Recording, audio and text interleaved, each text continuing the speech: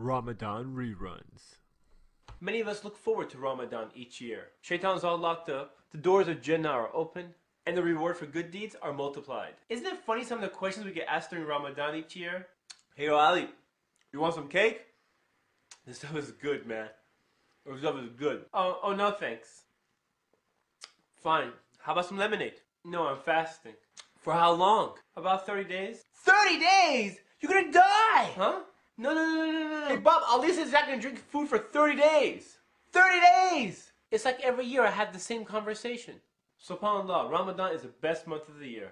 This is the time we should be focusing on improving our relationship with Allah subhanahu wa ta'ala, increasing our good deeds and decreasing our bad ones. But for some reason we tend to do those silly things each year. Silly things? Yeah, silly things. And it starts right from the beginning of Ramadan. Moon sighting wars. Even before Ramadan begins, people are debating over moon sighting. You would think after 1400 years, we probably figured it out by now. But we haven't. Every year it's the same thing. We're going with Saudi. We are going with Pakistan. Our masjid will inshallah start on Friday. Our masjid will inshallah start on Saturday. Brother, we are going to start on Sunday. No matter what. According to our calculations, brother, it will happen on Sunday and there's no way for it to be before Sunday, according to our calculations. Huh? Brother, it cannot happen. So we are starting on Sunday. The moon was sighted yesterday, bro. Not according to our calculations, brother. It cannot happen. Brother, please. Let us unite the Ummah using our calculations. What? That's not even part of the Sunnah. The brother said he saw the moon yesterday. We should start when the moon is sighted. Why are we making things so complicated? It's actually simple. Sight the moon, start Ramadan. Sight the moon, Ramadan ends.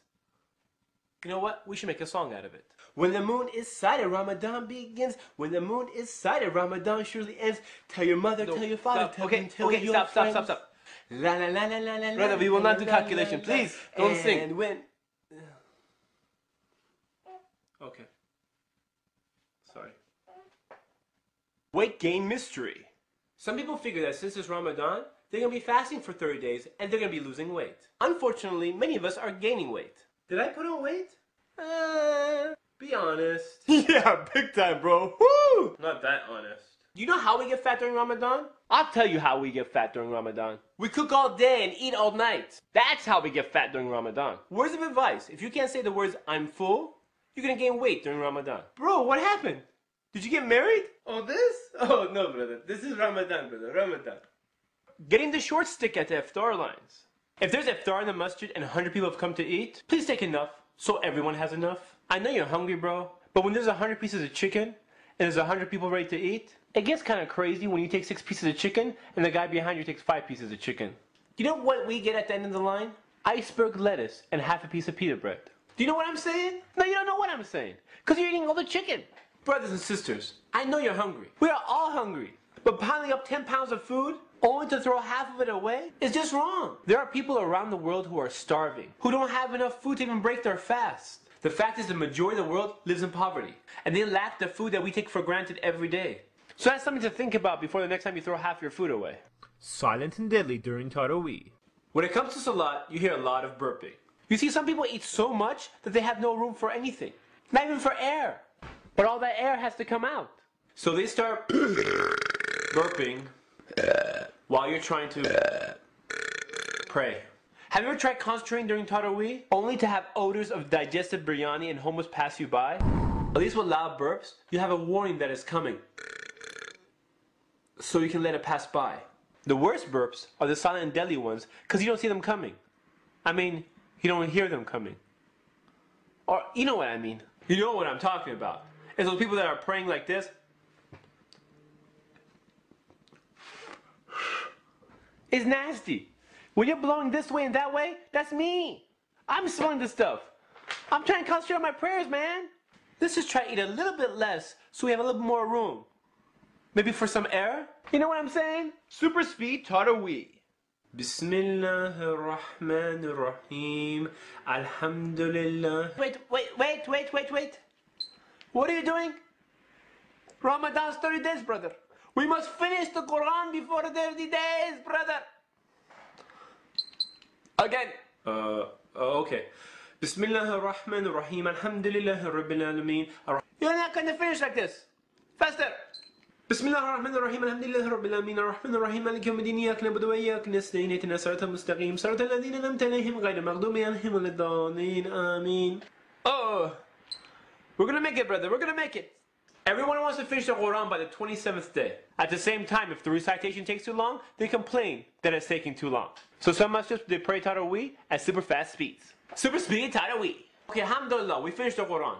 But how much of it reached our hearts? Has impacted our actions? If it just goes through one ear and out the other, then what have we really gained other than saying that, oh, we finished the Quran during Ramadan? SubhanAllah, the companions of the Prophet, they used to take 10 ayahs at a time.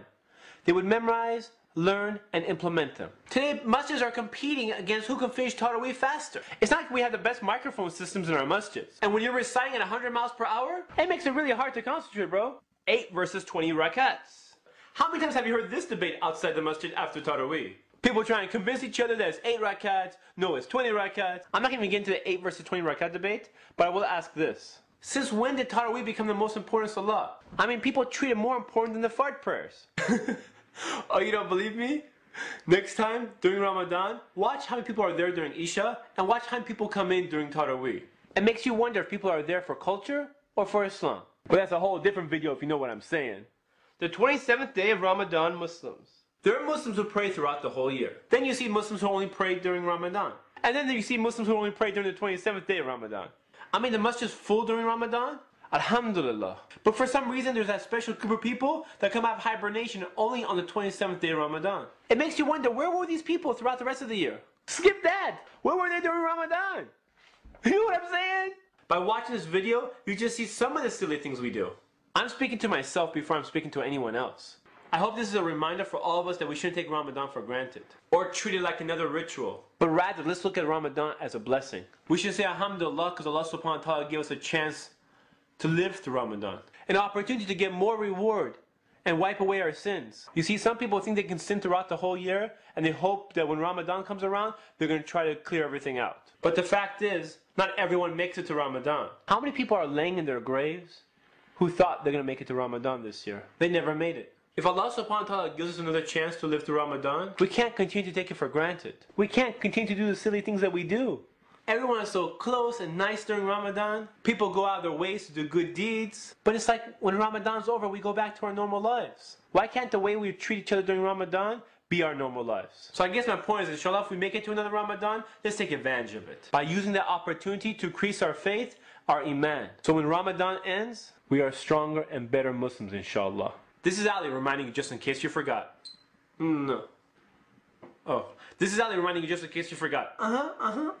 This is Ali reminding you just in case you forgot. Ah.